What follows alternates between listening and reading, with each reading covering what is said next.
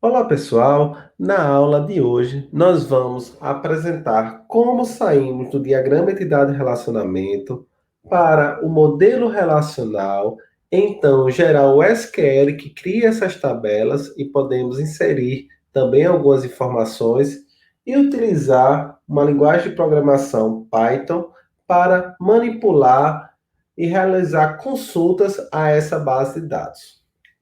Na aula 6, nós trabalhamos como transformando a partir de desenhos o diagrama entidade-relacionamento para o modelo relacional, criando as nossas tabelas.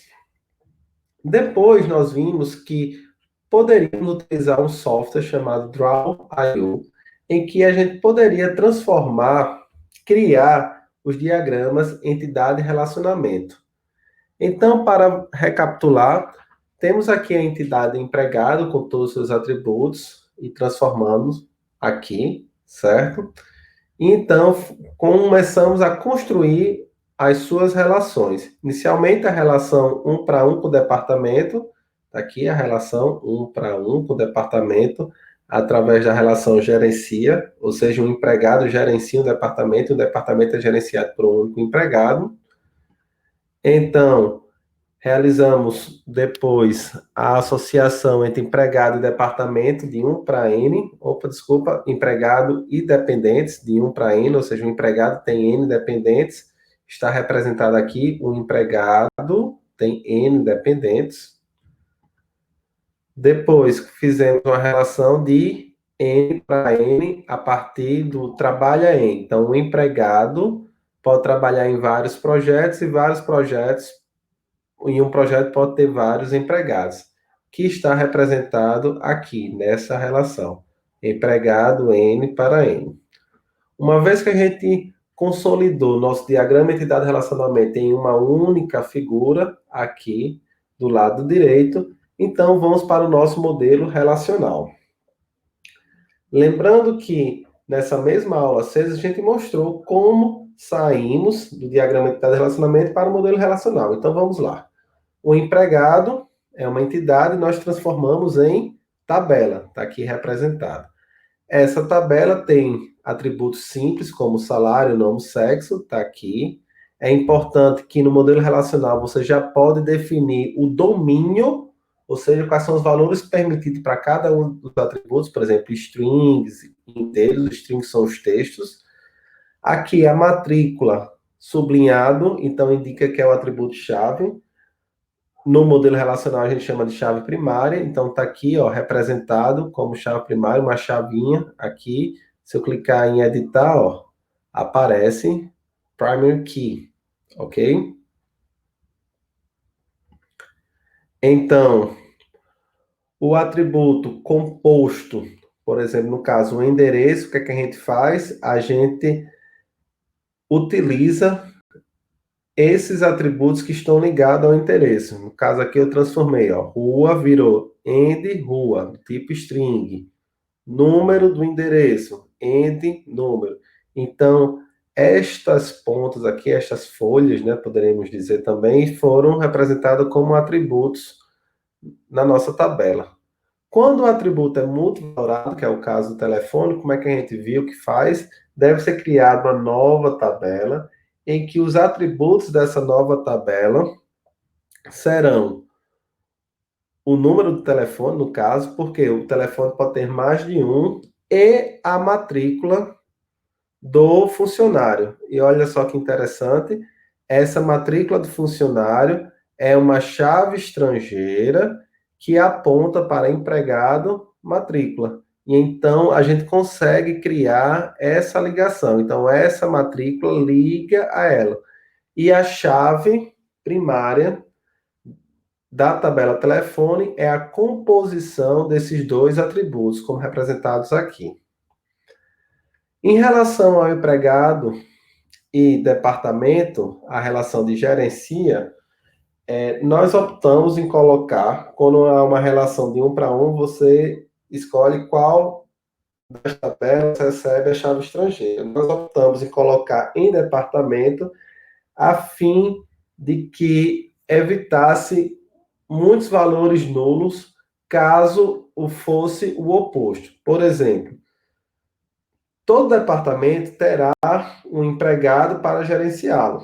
Então, nunca vai ocorrer valores nulos nessa chave estrangeira. Entretanto, se o valor do ID departamento viesse para o empregado, não necessariamente todo empregado gerencia. Então, haveria um maior quantitativo de valores nulos. Então, para o departamento estar participando como de forma total nessa relação, então optamos pelo o ID do empregado vir para o departamento. E então está aqui representado. Ao lado esquerdo, departamento, temos o ID departamento, que é a chave primária, nome, sigla, e então, ó, aqui, ó, gerente apontando para a matrícula do empregado. Vou mostrar aqui para vocês. Então, ó, referenciando a tabela empregado, referenciando ao atributo matrícula, o quê? Este atributo aqui, mate gerente. Então, a gente consegue, então, relacionar o departamento ao empregado. Dependentes, essa relação de 1 para N, como é que a gente representa?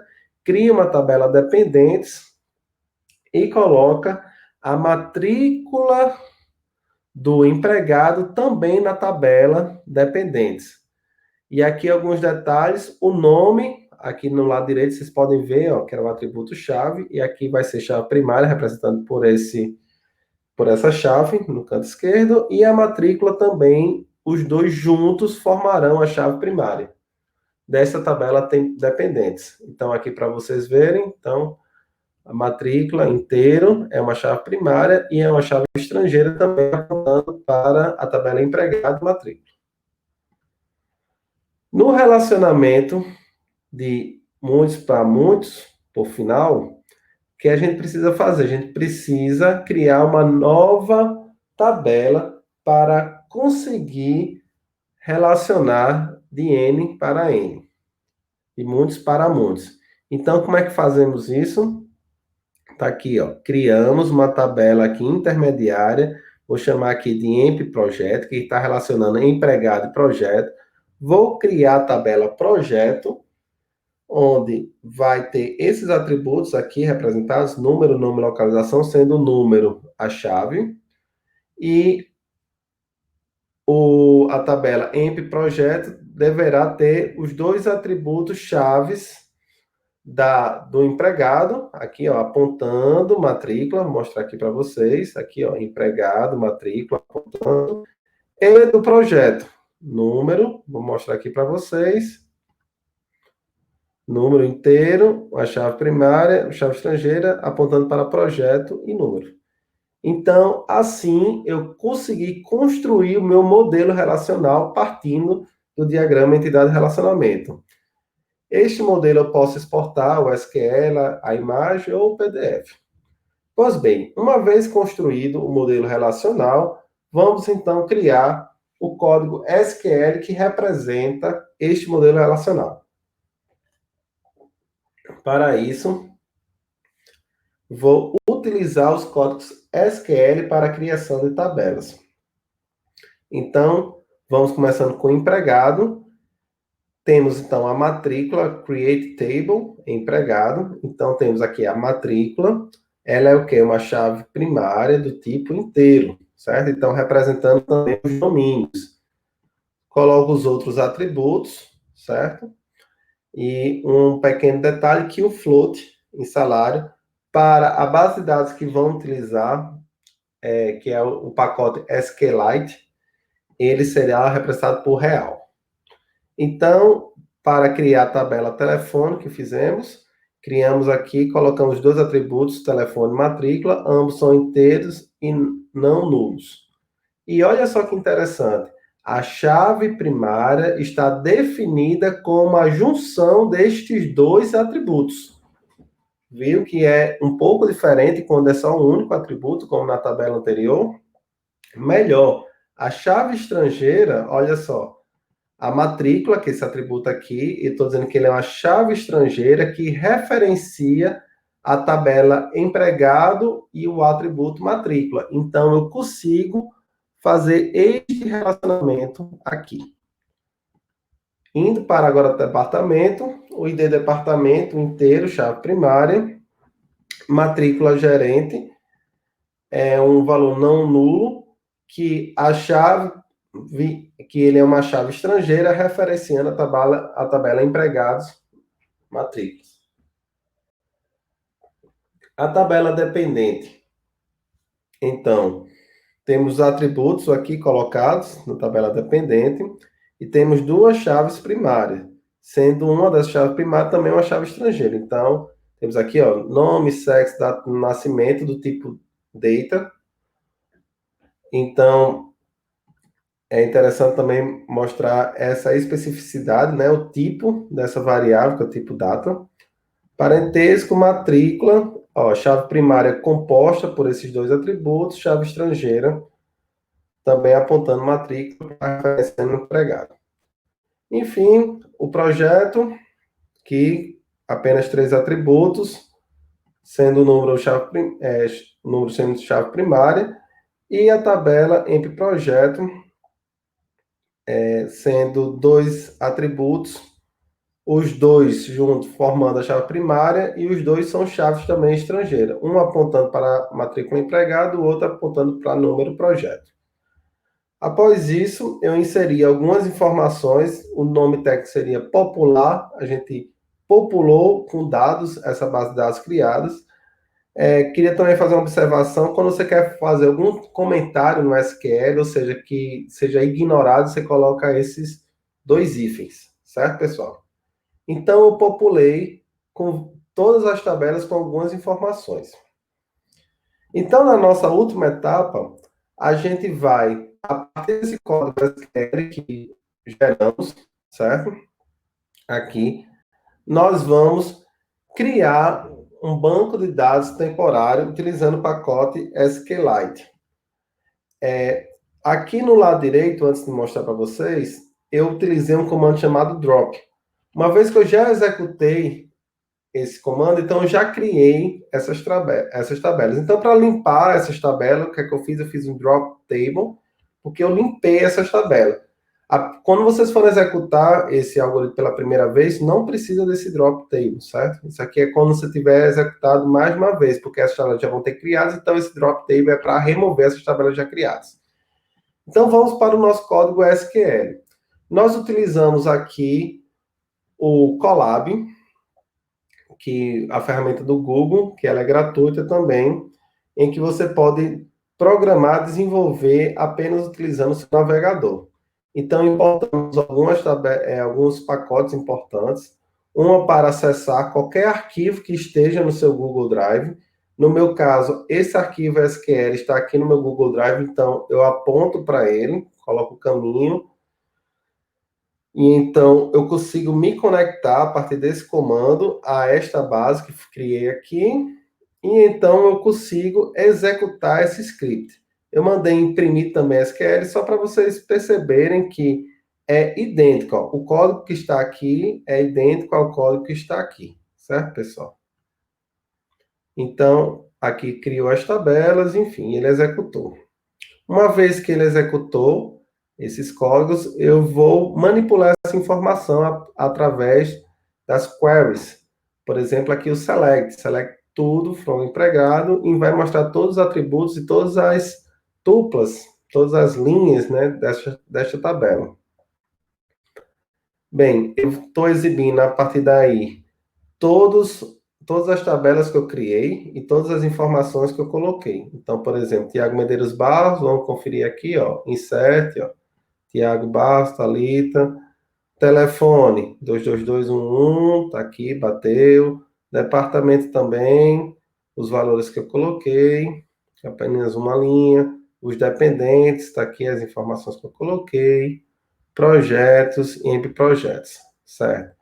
Então, vamos fazer uma consulta um pouco mais complexa. O que ocorre? Vocês devem lembrar que, como aqui no nosso diagrama de relacionamento, o empregado se relaciona com os dependentes, certo? Numa relação de 1 para N, certo? Então, o que ocorre? Eu quero selecionar o nome dos filhos e os empregados. Então, eu estou fazendo um relacionamento entre duas tabelas, certo? No nosso modelo relacional, está aqui representado pelo empregado e dependentes, certo? E eles estão fazendo essa ligação, ó, pela matrícula, tudo bem? Então, para fazer o relacionamento entre duas tabelas, eu utilizo o comando inner join. Então, o que é que eu faço? Eu seleciono, eu digo o que é que eu quero apresentar, por exemplo, a matrícula, o nome e o nome do empregado, e no caso aqui seria o nome do filho, certo? O nome do filho aqui e o nome do empregado aqui. Esse AS a gente chama de alias, é como se fosse um apelido que a gente vai utilizar. Então, estou dizendo que aqui empregado eu estou chamando de E, aqui o dependente eu estou chamando de D, e estou dizendo que eu quero recuperar a matrícula do empregado, eu quero recuperar o nome do empregado e chamá-lo de nome EMP, tá aqui, e eu quero recuperar o DNAME, ou seja, D é a tabela dependente, eu quero recuperar como o atributo chamado nome filho, tá aqui, nome filho. Então, eu faço o inner join, ou seja, entre empregado e dependentes, e eu quero que eles se liguem a partir da matrícula.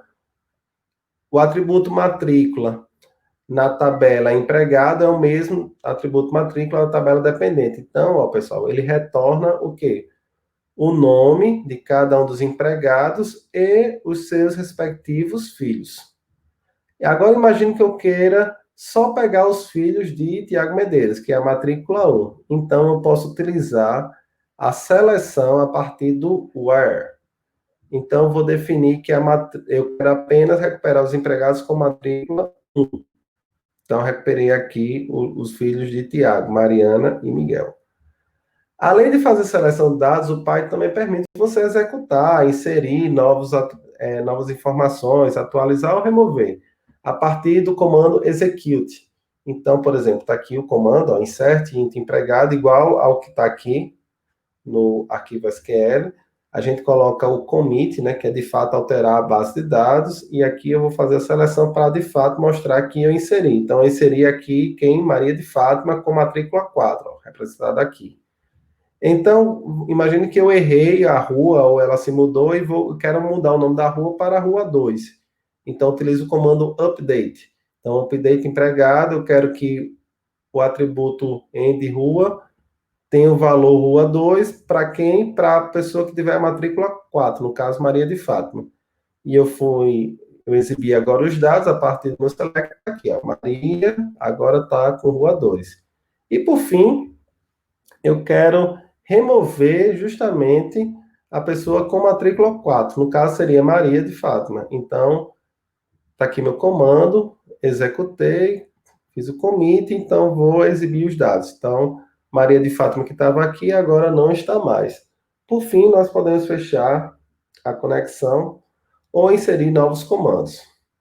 Então, pessoal, para recapitular o que nós fizemos hoje. Essa aula a gente mostrou que saímos dos desenhos do diagrama de dado relacionamento, utilizando o Jamboard do Google. Depois, nós, a partir do software chamado Draw.io, a gente colocou todo esse diagrama junto, diagrama de dado relacionamento. Utilizamos depois o software chamado DB Design, que também é online, gratuito, e criamos nosso modelo relacional. Depois, utilizamos um editor de texto do próprio Google Drive e criamos o nosso arquivo SQL, criando nossas tabelas, definindo nossas relações e, por fim, utilizamos o Google Colab para executar códigos Python, utilizando a biblioteca SQLite para manipular essas informações. Obrigado.